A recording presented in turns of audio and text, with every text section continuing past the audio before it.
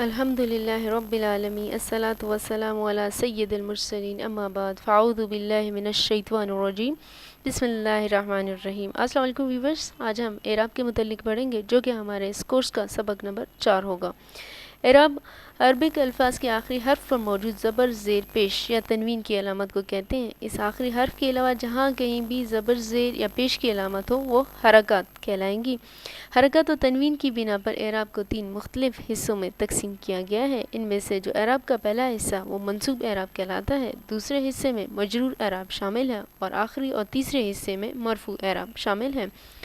منصوب اعراب میں عربک لفظ کے آخری حرف پر زبر یا زبر والی تنوین ہوتی ہے، جیسے کہ ان اللہ محمدن۔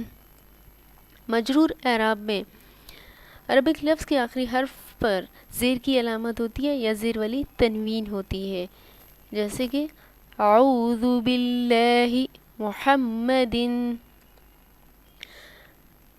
اسی طرح اگر عربک لفظ کے آخری حرف پر پیش کی علامت ہو یا پیش والی تنوین ہو تو وہ مرفوع اعراب کہلاتے ہیں، جیسے کہ اللہ محمد۔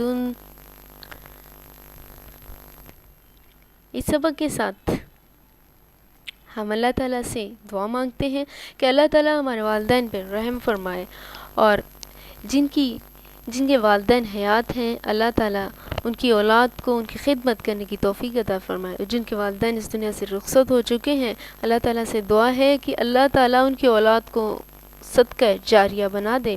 اس خوبصورت سی دعا کے ساتھ میں آپ سے اجازت چاہوں گی۔ فی امان اللہ۔